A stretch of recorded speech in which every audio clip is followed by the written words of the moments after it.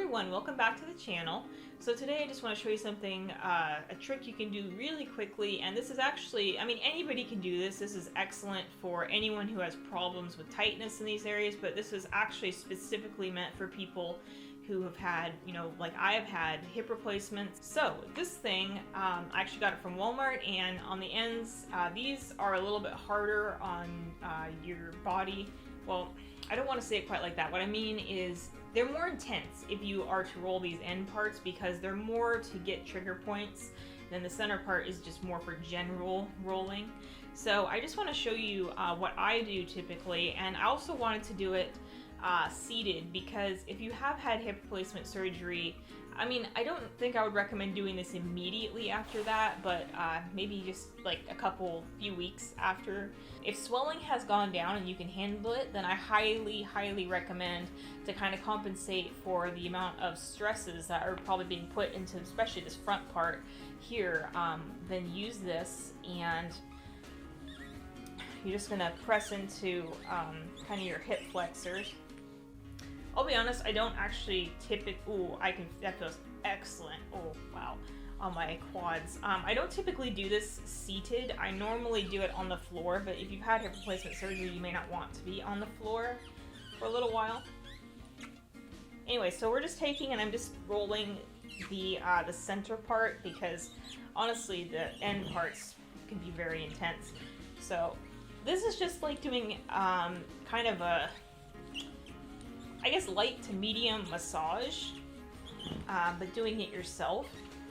This actually has a nickname. It's called the poor man's massage because a lot of people do not have money to just go and get massages all the time, and even if you really need it, you know, insurance probably won't cover it, and so you need to have another option, and this is the other option.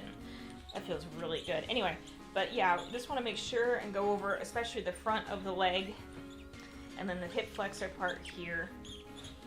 And I'm sorry, this thing is squeaking a lot. This particular one makes a lot of noise, unfortunately. Okay, we need to do it on the other side.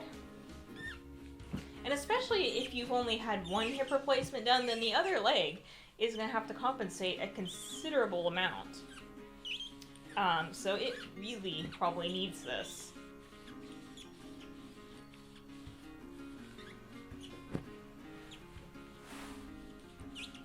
Also, if you have recently had hip replacements done, I don't know that I recommend doing this particular movement that I just did right away, because one of the things about that is you don't want to rotate the implants around too much because it can, once again, risk dislocation. So if you've been it's been like a few months and you're good to go, then by all means, you know, do whatever you need to do.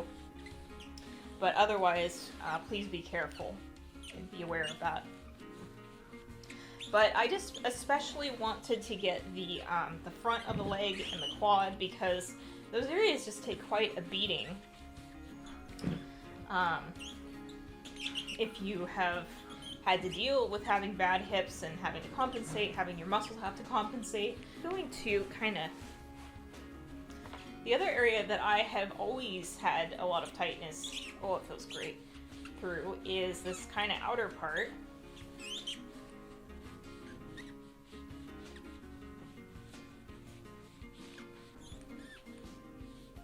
Be careful going over bones.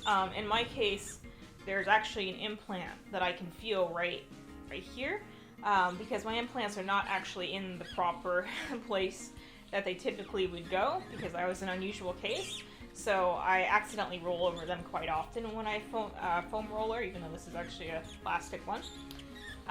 But I like to go over this whole little area here, because before my hip replacements, this area was always tired, always sore. Oh, it feels great in this little area here. Okay, and then I'm gonna go to the other side.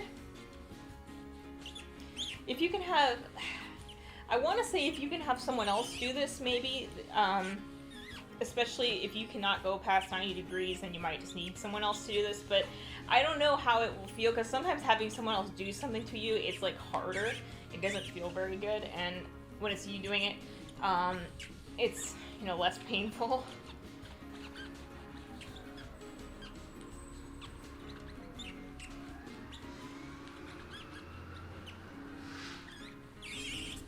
Normally when I do this, I go over my entire legs pretty much from basically where the foot and the ankle connect all the way to the back of my calves, and then, you know, into my leg from all directions, all sides, just to get everything. But if you've had hip replacement surgery, then the number one areas that are probably going to have a lot of tightness and problems are going to be these quads, and then through the sides probably as well.